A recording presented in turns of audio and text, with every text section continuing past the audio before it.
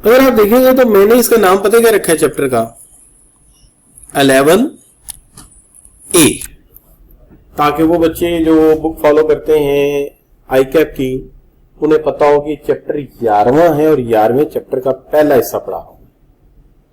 अच्छा, अब लाजिम नहीं हो सकता है मैं अगले वीकेंड पे फिर पकड़ के तो वो करा दूं जो इसमें रह गया हो, लिहाजा क्या करा रहे हैं 11A यानी 11वें चैप्टर का। इसमें हम क्या कराने जा रहे हैं, हम कराने जा रहे हैं tax credit against interest on house loan and charitable donation. हालांकि ये गलत है, उसका मसला ये है कि जो इंटरेस्ट पे दिया जाता है ये टैक्स क्रेडिट नहीं होता, ये होता है अलाउंस, ये होता है अलाउंस, और जो टैक्स क्रेडिट होता है वो होता है डोनेशंस पे।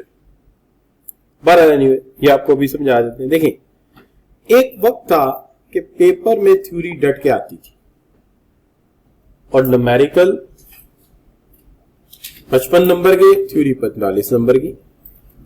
तो टीचर्स थ्योरी पहले पढ़ाते थे न्यूमेरिकल, लेकिन अब क्या हो गया, न्यूमेरिकल ज्यादा थ्योरी कम, तो न्यूमेरिकल से शुरू करते हैं सर चैप्टर। देखिए इसमें जो चीजें कुछ मैं लिख रहा हूं अपनी याद दहानी के लिए लिख रहा हूं। मिसाल के तौर पे mister Yasin has disclose his income कितनी 22 lakhs in the tax year 2021, जिसमें उन्होंने ज़कात दी है कितनी 2 लाख। इसका मतलब शादी इनकी अच्छी जगह हुई है जो इतने जेवरात बने इनका। अच्छा नहीं, भारत चले जातियात में नहीं जाना चाहिए किसी की, जाती मसला। And he has further disclosed, इन्होंने फर्दर डिस्क्लोज किया है वो क्या, he has made donation of rupees 50,000। कैसे, क्रॉस चेक से। मैं अपनी याद दहानी के लिए यहां लिख रहा हूं कि ये सेक्शन बनता है 61, सेक्शन बनता है 61। ये मैं आपने नहीं याद करना, मैं इसलिए लिख रहा हूं कि याद रहे कि ये पढ़ाना है। दूसरी बात, he purchase a share of new listed on registered stock exchange, कितने के, ठीक है जी। और ये बनते हैं बच्चों, आप देखें ये डाल देते हैं सेक्शन 62 है एक्चुअली, ठीक है। और इसमें से ये जो है ना ये वाला इशू, दिस वन, ये कोई इशू ही नहीं है, इसको होना चाहिए, डिलीट करना, इसको उसके साथ होना चाहिए ये यहां पे, ठीक है। अच्छा चलें, तो दोबारा इसको यहां रख देते हैं और अब लिखते हैं इसके ऊपर। तो ये बन गया सेक्शन कौन सा बच्चों, 61 किसका, 61 किसका, सॉरी 62 किसका, शाबाश, नए शेयर खरीदने का। और interest paid on house loan, interest paid on, नहीं यार ये गलत है, इसको एक्चुअली यहां नहीं रखना था, ये अलहदा करें जरा, एक मिनट, दोबारा इसको करना पड़ेगा सही, एक मिनट, तू बंद हो जाए भाई, इसको डिलीट करें, यहां पे ये आ गया, चले अब ठीक है, अब सही है बच्चों। अब देखो, अब मैंने इसको किस सेक्शन में डाला था, दोबारा बताओगे मुझे, दोबारा बताना, सेक्शन 62, ये सेक्शन 62 है। और ये जो इन्होंने कंट्रीब्यूशन किया है, किसमें कंट्रीब्यूशन किया है, शाबाश, अप्रूव्ड पेंशन फंड में, ये सेक्शन 63 है। तो इस तरह 3 कंसेक्यूटिव सेक्शन आ गए। अगर उन्होंने नॉन प्रॉफिट ऑर्गेनाइजेशन को क्या दिया है, डोनेशन 61, उन्होंने नई कंपनी के शेयर खरीदे हैं अंडर सेक्शन 62, और उन्होंने चैरिटी अपने पेंशन में पैसे डाले, तो ये पेंशन में पैसे डालना भी तो जिम्मेदारी वाला काम किया है ना, तो हुकूमत इसका भी क्या देगी, टैक्स क्रेडिट। अब देखिए लॉजिक क्या है, लॉजिक ये है कि हुकूमत कहती है कि एक बंदा इतना जिम्मेदार हो कि जो जानता हो कि मुझे नेकी के काम करने, तो अगर उसने नेकी के काम किए, यानी उसने क्या किया, उसने नेकी का काम करते हुए उसने पैसे दे दिए चैरिटेबल डोनेशन को के लिए, तो उसको क्या मिलना चाहिए? उसको क्रेडिट मिलना चाहिए। अच्छा, टैक्स क्रेडिट होता है कि टैक्स कैलकुलेट होने के बाद टैक्स में से कुछ क्रेडिट मिलेगा। ये अलाउंस नहीं है, जो ज़कात होती है वो अलाउंस होती है, वो इनकम में से माइनस करके टैक्सेबल इनकम बनाई जाती है। पहले वो माइनस हो फिर टैक्सेबल इनकम बन जाती है। ठीक है, अलाउंसेस आमतौर पे सारे माइनस हो जाते हैं और फिर टैक्सेबल इनकम बन जाती है। लेकिन जो टैक्स क्रेडिट होते हैं वो ये होते हैं कि आराम से अपना सवाल हल करो, पूरा टैक्स लगाओ और जब टैक्स निकल आएगा उसमें से कुछ रकम हम क्या करेंगे? माफ कर देंगे, तुम्हें एग्जाम कर देंगे। तो जब आप किसी भी जगह चैरिटी करते हैं तो इसके अगेंस्ट आपको यह हक मिलता है कि जो टैक्स आप कैलकुलेट करेंगे उसमें से कुछ चीजें हम माफ करेंगे, कुछ रकम माफ करेंगे। जब आप नई कंपनी के शेयर्स खरीदते हो, लिस्टेड कंपनी के, तो हुकूमत चाहती है कि हम एक इन्वेस्टमेंट का कल्चर प्रमोट करें।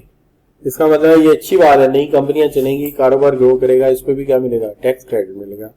और अगर तुम इतने जिम्मेदार हो गए हो कि तुम अपने लिए अभी से पेंशन का अरेंजमेंट कर रहे हो, ये भी जिम्मेदारी की बात है कि कल को बेनिफिशियरी इनकम सपोर्ट पे बोझ कम पड़ेगा तो हम इसके अगेंस्ट भी तुम्हें क्या देंगे? टैक्स क्रेडिट देंगे। अच्छा, लेकिन he paid interest on the house loan, ये बनता है सेक्शन 60C, और ये क्रेडिट नहीं है, ये क्या है? ये अलाउंस है। ये फर्क है। तो तुमने घर, अच्छा अब घर भी अच्छी बात है किसी ने बनाया, लेकिन वो अपनी आमदनी में से एक सूद की रकम अदा कर रहा है अपनी बुनियादी जरूरत के लिए, तो रियासत को कुछ तो करना चाहिए। तो कहते हैं जो सूद की रकम है ना, ये तुम इनकम में से निकाल सकते हो, माइनस कर सकते हो, तो ये रकम निकलेगी। जो इनकम में से निकलेगी वो अलाउंस है, और जो टैक्स कैलकुलेट होने के बाद माफ किया जाएगा वो टैक्स क्रेडिट है। अलबत्ता ये जो मैंने सेक्शन लिखे हैं आप बेशक इसको याद ना करें, ये मैंने अपने लिए लिखे ताकि मुझे याद रहे कि कौन सी चीज का फार्मूला मैंने कहां से ढूंढ के लाना। अब रही बात calculate the tax liability of tax year 2021, चलो लिख लेते हैं। अब हमें डिटेल नहीं दी गई, कोई ज्यादा डिटेल दी गई है नहीं, सीधी बात हम यहां लिख देते हैं कि जनाब इनकम फ्रॉम सैलरी आई थी, इनकम फ्रॉम बिजनेस आई थी, हम सपोज कर लेते हैं income from other source I थी, इनकम फ्रॉम कैपिटल गेन आई थी। ठीक है, जब हमने इसका टोटल किया तो हमें पता लगा कि यासिर साहब ने ना जो पैसे कमाए हैं वो हैं 22 लाख रुपए, 22 lakh rupees. Further I don't know किस पे कितने एलोकेट, हम वक्ती तौर पर सपोज कर लेते हैं कि एक बिजनेस पर्सन है, अपनी आसानी के लिए, क्योंकि मेंशन तो नहीं है लेकिन समझाना ही है मैंने, तो मैंने बिजनेस पर्सन सपोज कर लिया। अब देखिए उन्होंने ज़कात भी दी है, तो ज़कात का क्या करें? ज़कात का क्या करेंगे? ज़कात अलाउंस, उसमें से ये इनकी टोटल इनकम है, तो टोटल इनकम में से ज़कात एज अलाउंस माइनस कर दी जाएगी, और वो क्या है? 2 लाख। कितना रह गया? 20 लाख रुपए इनकम आफ्टर ज़कात, आफ्टर ज़कात, ज़कात माइनस करने के बाद की। ठीक हो गई जी बात? अच्छा, अब सवाल आ गया अपनी पीक पे, जहां वो मतलब वाकई सवाल की बात बनती है। सबसे पहले ना अलाउंस को टैकल करना चाहिए, क्रेडिट को बाद में करना चाहिए। तो इसकी क्या वजह है? अलाउंस पहले क्यों, क्रेडिट बाद में क्यों? जाहिर बात है टैक्स निकलने के बाद टैक्स क्रेडिट की बारी आएगी ना, पहले तो उस इनकम तक पहुंचो जो टैक्सेबल इनकम है, और टैक्सेबल इनकम तक कब निकलेगी? जब अलाउंसेस सारे माइनस हो गए होंगे। तो एक अलाउंस तो गिवन था ज़कात माइनस हो गया, दूसरा अलाउंस भी टैकल करो। अब ये दूसरा अलाउंस है ना, इसके मतलब क्या कहता है? इसके मतलब ये कहता है कि अगर कोई बंदा इतना प्यारा घर बना लेता है, ठीक है, घर बना लेता है, ठीक है। अच्छा, अब इसके अंदर वो कहता है कि the allowance allowed shall be, ये बाद में बात कर लूंगा कि क्या कहानी है वो बाद में देख लेंगे, लेकिन अलाउड भी क्या? Profit paid by the person in the year. Profit क्या होगा बच्चों? इंटरेस्ट होगा ना। क्या लेना है इसका? Lower of. क्या लेना है? Lower of. किसका लोअर ऑफ लेना है? जो एक्चुअली तुमने क्या दिया है, और यहां फिर क्या देना है 50% ऑफ टैक्सेबल इनकम। हाँ टैक्सेबल इनकम बाद में निकलनी, लेकिन इस लेवल तक जो इनकम है उसको टैक्सेबल माना जाएगा फर्जी तौर पर। उसकी वजह ये कि वो आई नहीं, वो तो बाद में आएगी, इसके बाद आएगी। अच्छा उसके बाद क्या है बच्चों, इन तीनों में से क्या लूंगा, लोअर ऑफ। इन तीनों में से क्या लूंगा, लोअर ऑफ। तो मैं ऐसा करता हूं कि अच्छा अब देखिए कुछ ऐसे भी अमीर लोग होते हैं जिनका यानी कि वो जो अमाउंट है वो 2 मिलियन से ज्यादा हो जाती होगी। यानी कितने डायरेक्टर वगैरह जो होंगे इतना बड़ा लोन लेते होंगे और इतना बड़ा घर बनाते होंगे, उसमें तो हमारी क्लास से बड़ा स्विमिंग पूल होता हो नहीं बच्चों। और साइड पे वो बैठने के लिए वो बड़ी सी कुर्सी जिसपे बंदा नहीं वो बैठता है, लेटा लेटा सा बैठा होता है, उसके बाद माल्टे का जूस पड़ा होता है, अक्सर आपने देखा हो नहीं बच्चों, है ना। चले वापस आ रहे, इतनी दूर नहीं जाते। तो बच्चों ये क्या है, हम मान लेते हैं कि यहाँ पे हमें एक अलाउंस माइनस करना है और उस अलाउंस का नाम क्या रखें, interest paid on house loan. House loan के ऊपर तो यहां लिखने अलाउंस भी लिख लें यार ताकि पता दो, allowance on interest paid on. तो इसको वर्किंग बनाते हैं, वर्किंग वन। क्या ख्याल है, सही नहीं लग रहा, तो वर्किंग वन यहां कर लेते हैं। तो वर्किंग वन में हमने निकाल लिया allowance on interest paid on house loan. ठीक है जी, चले अब इसके अंदर मैंने कहा कि तुम्हें लोअर ऑफ निकालना है। लोअर ऑफ पहली बात, जो तुमने इंटरेस्ट पे किया है, प्रॉफिट को मैंने इंटरेस्ट लिया है, सच्ची बात कर देनी चाहिए कभी कभी। इंटरेस्ट पेड कितना किया है, 1,20,000। तो 1,20,000 एक रकम ये हो गई। दूसरी रकम है 50% of taxable income. Taxable income till now, जितनी अभी तक मुझे मालूम हुई है, बेस्ट ऑफ माई नॉलेज।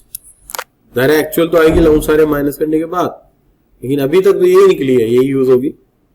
और तीसरी रकम उनकी कौन सी थी, 2 मिलियन। अब इसमें से ये तो मैं बड़े आराम से बता सकता हूं आपको, इतने अच्छी मेरी कैलकुलेशन है। देखो जुबानी कैलकुलेट कर लेता हूं, क्या मुझे पता है कि 2 मिलियन का यानी 20 लाख का आधा 1 मिलियन होता है। अंदाजा भी नहीं यार, कितना जीनियस टीचर है आपका। अच्छा तो बच्चों ये देखो, इसमें से मिनिमम कौन सा होगा, 1,20,000। तो हम 1,20,000 जो है यहां माइनस कर देते हैं। अब कितना आ गया बच्चों, 18 लाख हो जाएगा। 18,80,000 ये बन गई एक्चुअल टैक्सेबल इनकम। पहले टैक्सेबल इनकम जो आपने ली थी ना, वो आपकी मजबूरी थी, अब बन गई एक्चुअल टैक्सेबल इनकम, क्योंकि सारे अलाउंस क्या हो गए, माइनस हो गए। क्लियर बच्चों। अच्छा ये जितने भी अलाउंसेस आते जाएंगे ना, तो जो भी अलाउंस पहले आप निकालेंगे पिछली वाली इनकम को आप सपोज करके चलाते रहेंगे जब तक के टैक्सेबल इनकम तक ना पहुंचे। लेकिन इसके बाद जितने न्यूमेरिकल चलेगा वो टैक्सेबल इनकम वही रहेगी जो एक्चुअल निकली होगी। जी बेटे सवाल इस चलते हैं उस स्लाइड पे जहां पे हमने क्या किया था, हमने ये देखा था। कहता है कि every individual shall be entitled, यानी हर आम आदमी इंटाइटल्ड है। खासो आम हो गया ना, every individual shall be entitled, हर बंदा इंटाइटल्ड हो सकता है एक अलाउंस के लिए फॉर प्रॉफिट। प्रॉफिट की जगह यहां इंटरेस्ट भी लिखा जा सकता है, for interest. Or share in rent, कि अगर किराए पे दिया होता, share in rent in the appreciation for the value of house paid in an year on a loan receive, कि घर बनाने के लिए जो तुमने कर्जा लिया है, अगर कर्जा लिया ना, उसे घर एप्रिशिएट हो रही, घर देने में एप्रिशिएट होता है, लेकिन अपने घर के एप्रिशिएट होने का क्या फायदा हुआ, उसमें तो हमने रहना है। अगर हमारा घर 2 करोड़ से 4 करोड़ का हो जाए तो क्या हम खुश हो जाएंगे, हमें तो उसमें रहना, हमारी तो 8 करोड़ का हो जाए। वो तो तब है ना जब कभी बेचना होगा, अभी तो नहीं बेच सकते, एक ही तो घर है। तो लिहाजा यहाँ पे क्या हो रहा है, इंटरेस्ट ऐड होता जा रहा है, उसकी वैल्यू बढ़ती जा रही है, जाहिर है सूद हर महीने ज्यादा लगता जा रहा है। तो इसलिए आप देखेंगे the value of house paid in an year on a loan receive from a, तो इसकी appreciation for value of house, तो उसकी वैल्यू क्या होती जाएगी, बढ़ती जाएगी, सूद की भी घर की भी। लेकिन हमें किससे कंसर्न है, हमें कंसर्न है इंटरेस्ट से। तो वो कहता है कि अगर आपने ये लोन लिया है कहां से, स्केड्यूल्ड बैंक से। अब स्केड्यूल्ड बैंक कौन सा बैंक होगा, मेजान बैंक हो गया, एलाइड बैंक हो गया, मुस्लिम कमर्शियल बैंक हो गया। अच्छा, नॉन बैंकिंग फाइनेंशियल इंस्टीट्यूशन हो गया, नॉन बैंकिंग फाइनेंशियल इंस्टीट्यूशन हो गया। तो नॉन बैंकिंग फाइनेंशियल इंस्टीट्यूशन कौन सा हो सकता है, हाउस बिल्डिंग फाइनेंस कारपोरेशन। ये भुट्टो के दौर में बनी थी कि गरीबों को घर बनाने के लिए सस्ता लोन दिया करो, रेट ऑफ इंटरेस्ट कम लिया करो। गवर्नमेंट खुद भी दे देती है, जैसे पिछली 1-2 गवर्नमेंट्स ने तो छोटे घरों के लिए कर्जे दिए नहीं बच्चों, सस्ते दामों, जैसे आशियाना स्कीम। देन लोकल गवर्नमेंट भी दे सकती है, जैसे डिस्ट्रिक्ट गवर्नमेंट है लाहौर की, एलडीए खड़ी हो जाती है कि ठीक है ना, जितने गरीब लोग लाहौर में रहते हैं हम इनको थोड़ा सा लोन दे देंगे अपने फंड में से और इंटरेस्ट थोड़ा लेंगे। सूबाई गवर्नमेंट भी दे सकती है, इसका मतलब है कि शुबाशी भी दे सकता है और हमजा शहबाज भी दे सकता है। अच्छा, जो स्टेचुटरी बॉडी दे सकती है, किसी ऐसी बॉडी के आप मेंबर हैं जिनका रूल ये है कि हम अपने मेंबर को बेघर रहने नहीं देंगे, जहां गाड़ी की सहूलत के लिए लोन दे सकते हैं, हम उसको घर के लिए लोन भी दे सकते हैं। और ऐसा भी हो सकता है कि पब्लिक लिमिटेड लिस्टेड कंपनी के आप एम्प्लॉय हैं और वो किसी से लोन नहीं लेने देते, आपको खुद लोन दे देते कि घर बनाओ, लेकिन फिर जाहिर है इंटरेस्ट पे बैक तो हो रहा होगा ना। अच्छा बच्चों, तो लोन शुड बी, लेकिन एक शर्त है, ये बहुत बड़ी शर्त है कि तुमने अगर लोन लिया है तो वो लोन साफ नीयत के साथ तुमने कहां लगाया हो, कंस्ट्रक्शन, घर ही बनाया हो। और दूसरी बात, या फिर उस लोन से तुमने घर जो है वो खरीदा हो, या बनाया हो या बना बनाया खरीद लिया, फिर ठीक है, ठीक होगी बात। लेकिन इसमें अलाउंस में एक रूल होता है, an allowance which is not able to be deducted shall not be carried forward. ये कैरिड फॉरवर्ड नहीं होगा, कैरिड फॉरवर्ड नहीं होगा। अच्छा, कैरिड फॉरवर्ड नहीं होगा, इसका क्या मतलब है, इससे पहले भी अलाउंस आपको कैरी फॉरवर्ड करने नहीं दिए गए थे, कोई नई बात नहीं। याद कीजिए, आपके साथ एक दफा बात हुई थी कि क्या ज़कात माइनस करने के बाद आमदनी ज़कात से कम हो सकती है, तो आपने कहा था हो सकती है कि एक बंदे की आमदनी है 8 लाख साल की, शादी उस बेचारे की ऐसी जगह हो गई, किसी बड़े खानदान में, उसने इतनी ज्वेलरी दी कि मेहरान पूरी भर के घर ले आया, 16 लाख रुपया ज़कात बन गई। तो यहां -8 लाख तो नहीं ना लिखा जाएगा, क्या लिखा जाएगा, डैश, क्योंकि इसको क्या कर देंगे हम, इसको हम 0 कर देंगे। और याद कीजिए, उसने कहा था ये ज़कात हम अगले सालों में भी एडजस्ट नहीं करने देंगे और पिछले सालों में भी एडजस्ट करने नहीं देंगे। तो अलाउंस में पहले भी ये रूल है कि अगर फर्ज करें किसी बंदे ने घर इतना महंगा बना लिया तो उस पर इतना सूद पड़ा कि उसकी आमदनी से भी ज्यादा, अब वो क्या करे कि किसी साल उसकी आमदनी कम हुई है, उसकी आमदनी में एडजस्ट नहीं हो पा रहा, आमदनी थोड़ी है, तो वो लॉस में जा रहा है, जाए 0 बैलेंस हो जाएगा, अगले सालों कैरी नहीं कर सकेगा। तो कहता है an allowance which is not able to deduct, यानी आपकी इनकम इतनी थोड़ी है कि उससे डिडक्ट नहीं हो सका, shall not be carried forward to a subsequent year, यानी कि अगले साल ज्यादा कमाया तो पिछले साल का सूद यहां एडजस्ट कर, उस साल में एडजस्ट हो गया तो हो गया, जितना हो गया अगले साल नहीं जाएगा। क्लियर बच्चों, बात समझ आ रही है कि सूद है 1,20,000, यहाँ पे प्रॉफिट है 1,20,000, आमदनी इत्तेफाक से 80,000 हो गई, 40,000 का नुकसान हो गया, अब वो 40,000 अगले साल फॉलो नहीं हो सकेगा, वो यही खत्म हो जाएगा। क्लियर होगी बात।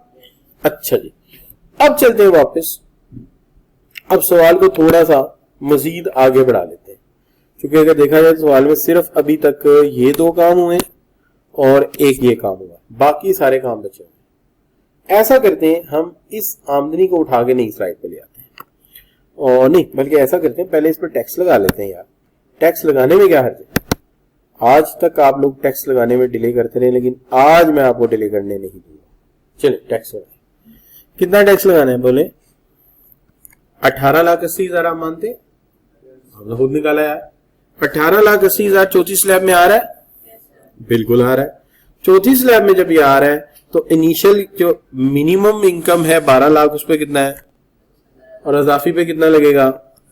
चलें लगा देते हैं, आ जाइए वापस। तो यहां पे लिख देते हैं टैक्स लायबिलिटी, टैक्स लायबिलिटी लिख देते हैं। अच्छा, और ये लिख देते हैं कि 70,001 है, इसको ना जरा यूं कर देते हैं, ये 70,001 है जमा 18,80,000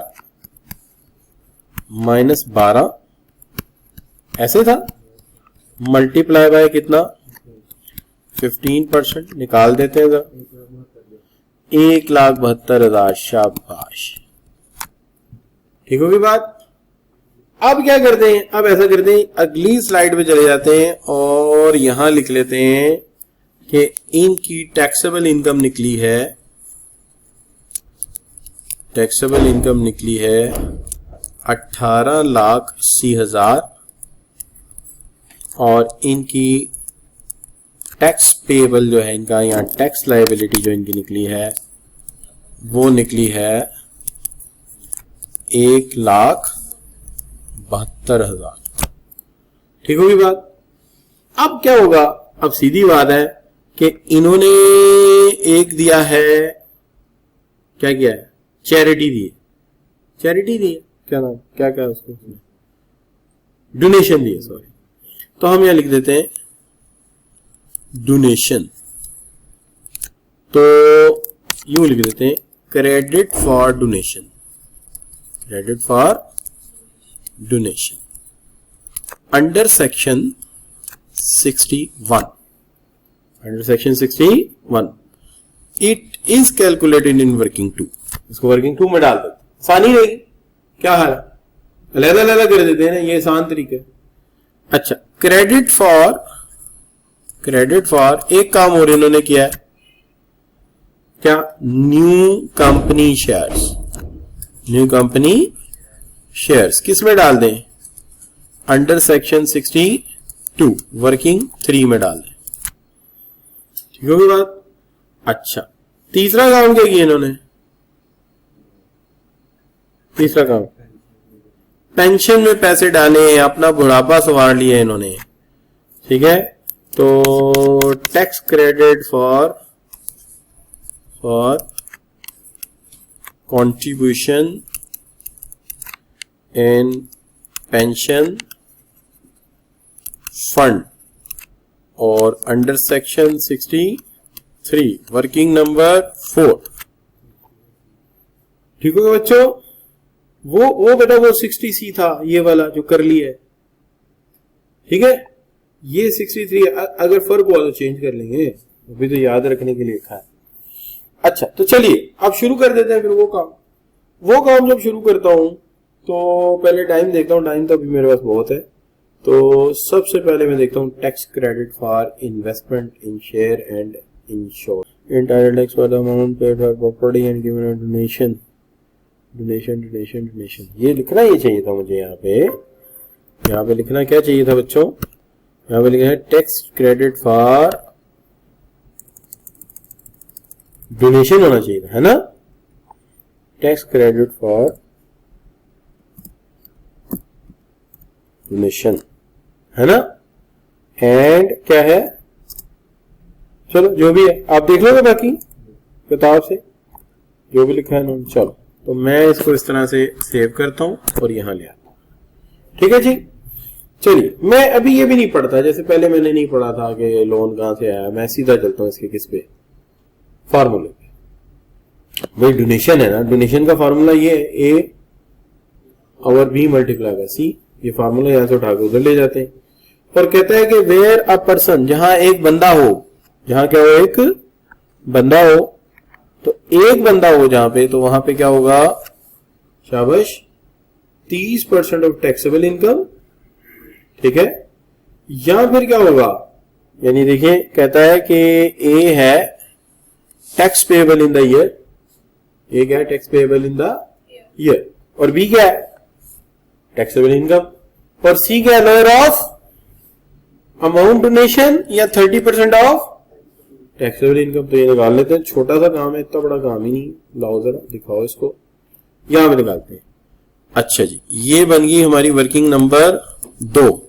क्या लिखना है यहां पे? Credit for donation. अच्छा जी, क्या फार्मूला जी? ए ओवर बी इंटू सी। ए क्या है? Taxable, taxable tax payable, sorry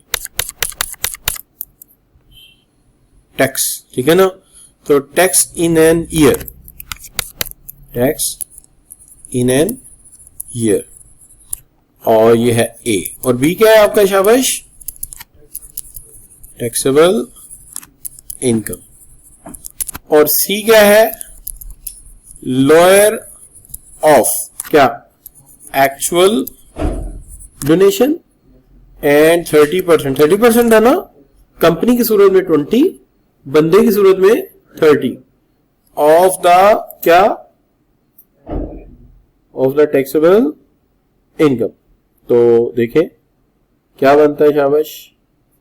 taxable income कितनी है? 18,80,000 मल्टीप्लाई करके क्या बन गया? 5,64,000। पक्की बात है जी, 5,64,000। अच्छा, अब एक्चुअल कितना था? हमने क्या लेना है? Lower of. बताओ लोअर ऑफ कौन सा है? क्या मसला हल हो गया? नहीं, अभी कहां हल हुआ है? अभी तो हल होगा। कैसे? कि अभी तो ये लिखना है और फिर इसके नीचे टैक्सेबल इनकम लिखनी है और फिर लोअर ऑफ बी लिखना है और फिर इसका जो आंसर आएगा वो एक मसला हल करेगा। 7,5 यानी 4575 ऐसे लिख लो ना, यहां लिखना चाहिए 4575, ये लिखिए। और इसको टैक्स में से क्या कर देना चाहिए? माइनस। किसमें से? टैक्स में से माइनस कर देना चाहिए। तो यहां टैक्स पूरा लिख नहीं देना चाहिए, 1,72,000 में से हमने इसे माइनस कर दिया, क्योंकि टैक्स क्रेडिट है, इनकम पे क्रेडिट नहीं है, टैक्स पे क्रेडिट। ठीक हो गया बच्चों? डन हो गई जी बात। अब चल के जरा पढ़े उसे क्या लिखा है उधर। उधर क्या लिखा है इन्होंने? उधर लिखा है इन्होंने कि a person shall be entitled to tax for a tax year, entitled for tax for a tax year for amount paid or property given. ये क्या बात हुई? Amount paid or property given. इसका मतलब है कुछ लोग पैसा देते हैं, कुछ लोग प्रॉपर्टी ही दे देते। वजह नहीं भाई कहाँ बेचेंगे, दादाजी लिख के देंगे पुरानी हवेली, कहाँ क्या करनी है हमने, हवेलियां में है, उठाओ इसको शौकत खानम को दे दो, उठाओ इसको उठा के जो है वो हुकूमत की किसी चैरिटी में दे दो। नहीं, तो बजाय इसके कि हम बेचे और खरीदे, हम जाके बिल्डिंग ही दे देते। तो एक तो ये, जैसे ये हमारे यासीन भाई है, इन्होंने 50,000 डोनेट किया। लेकिन दूसरा तरीका क्या है? तो अगर प्रॉपर्टी होगी फिर क्या करेंगे? कहता फिर तुम पता क्या करना, फिर तुम इसकी क्या करोगे? फेयर मार्केट वैल्यू निकाल लेंगे फिर इसकी। क्या हाल है? लेकिन हर तरह के डोनेशन पे हम तुम्हें क्रेडिट नहीं दे रहे। किस पे दे रहे हैं जरा गौर करो। किसी बोर्ड ऑफ एजुकेशन या किसी हुकूमत की बनाई हुई यूनिवर्सिटी को तुम ये चैरिटी दो, क्या हाल है? इस पर टैक्स क्रेडिट मिलेगा। यानी अगर आप यूएमटी को दे देते हैं, एसपीडीएल यूनिवर्सिटी को दे देते हैं, तो ये नहीं, पंजाब यूनिवर्सिटी, बहादुर ज़किया यूनिवर्सिटी या कॉमसेट्स वगैरह गवर्नमेंट की यूनिवर्सिटी को आप देते हैं, तो तब है। क्या हाल है बच्चों? अच्छा, कॉमसेट है ना, वो इंफॉर्मेशन टेक्नोलॉजी विंग का है, तो गवर्नमेंट की ब्यूरो का भी इदारा है, तो गवर्नमेंट हो गया ना। अच्छा बच्चों, एनी एजुकेशनल इंस्टीट्यूशन, हॉस्पिटल, जहां पे आप इसको दे दें, जैसे ब्याह हॉस्पिटल को दे दें, सर्विसेज को दे दें, या तो फेडरल गवर्नमेंट चला रही हो, प्रोविंशियल चला रही हो, लोकल गवर्नमेंट चला रही हो। Any non profit organisation or any person under section 100C, यानी कुछ ऐसे भी हैं जैसे ईदी ट्रस्ट है, शौकत खानम है, ये भी लिस्टेड होंगे ना, बड़े इदारे। ये नहीं कि आप एक अपनी एजुकेशन सोसाइटी बनाए उसको चैरिटी दे दें और बाद में उसको अपनी मशीरा ही चला रही हो और बाद में उसमें लंदन में फ्लैट निकल आए। बच्चों ऐसी होगा नहीं। अच्छा जी, इंटाइटल्स किसके लिए? Organisation and funds mention in 13 schedule of ordinance. तो इसके अंदर एंटिटीज एंड ऑर्गेनाइजेशन जो 13वें स्केड्यूल में दी हुई है, वो अब लंबी कहानी, हम 13वां स्केड्यूल कहां जाके पढ़े। ठीक है जी बस काफी। अच्छा अब बच्चों बात हो गई क्या जी, ये तो बात हम पढ़ चुके हैं। अमाउंट डोनेशन, अगर प्रॉपर्टी है तो क्या करेंगे? फिर मार्केट वैल्यू निकाल लेंगे इसकी। बाकी फार्मूला पढ़ लिया हमने। अब मसला ये है कि कहता है if amount or property is donated to associate. ये क्या बात हुई? बात असल में ये बच्चों कि फर्ज करें एक कंपनी, इसका नाम है हायर कंपनी, है ना? जानते हैं हायर कंपनी? नहीं पता यार, ये जिसके एसी लगे हुए हैं। अच्छा, तो हायर कंपनी है, तो वो चैरिटी कर रही है, दो को कर सकती है। या तो ऐसी कंपनी जो उसका रिश्तेदार है, एसोसिएट, उसके शेयर्स खुद रखे हुए हैं, या वो फंड ही इन्होंने खुद बनाया है, वो चैरिटी भी इनकी अपनी है। तो फर्ज कीजिए इत्तफाक मिला है और वो शरीफ मेडिकल सिटी को एड दे रही है, तो किसको दे रही है? वो एसोसिएट है, उनका रिश्तेदार। अब उसकी और बड़ी लॉजिक हो सकती है, लेकिन हम एक आसान सी बता सकते हैं आपको समझाने में। और एक हो सकता है नॉन एसोसिएट के इत्तफाक बिजनेस वाले या इत्तेहाद केमिकल वाले, वो बजाय इसके के शरीफ मेडिकल सिटी को एड दें, वो एड दे देते हैं किसी नॉन प्रॉफिट ऑर्गेनाइजेशन XYZ को, जिससे उनको कोई ताल्लुक नहीं है। या वो नॉन प्रॉफिट ऐसी ऑर्गेनाइजेशन को दे देते हैं जिसका उनका ताल्लुक है। तो कहता है अगर ताल्लुक निकल आया तो फिर ये जो 20% था इसका क्या रह जाएगा? 10%। और अगर ताल्लुक ना निकला तो 15%। ये जरा वापस जाके पढ़ो, समझ आती है बात की। इंडिविजुअल आर AOP, अगर एसोसिएट है तो क्या करेंगे? नहीं, इधर नहीं, ऐसे नहीं लिखते इसको। ऐसा करते हैं कि यहां से ये मिटा देते हैं, ये इधर आ जाते हैं एसोसिएट की तरफ। अगर एसोसिएशन निकल आया तो अगर ये कंपनी होगी तो कितना रह जाएगा? 10%। और अगर इंडिविजुअल हुआ तो आधा हो गया ना। इंडिविजुअल को आम हालात में कितना अलाउ था? इधर होता तो कितना होता? अब कितना हो गया? ये कब? जब वो, और अगर कंपनी है तो इधर कितना था? इधर कितना हो गया? यानी अगर एसोसिएशन साबित हो गया तो फिर जितना तुम्हारा है उसका आधा रह जाएगा। क्लियर हो गई जी बात? नो प्रॉब्लम, फिट हो गया मसला। चलो, तो ये एक मसला सॉल्व कर लिया हमने। कौन सा वाला? शाबाश, फिट है जी। अच्छा, अब ऐसा करते हैं कि बाकी मसले आज ही हल करें, कल करें? कल करें। वे सारे एक ही दफा ना टैक्स क्रेडिट पढ़ लें। टैक्स क्रेडिट्स के लिए भी थोड़ा सा सांस लें, सुकून लें और इन दो को पढ़ के। और आज आपका शिकवा भी खत्म हो गया कि सर न्यूमेरिकल कराते रहते हैं, थ्योरी पढ़ने के लिए देते नहीं।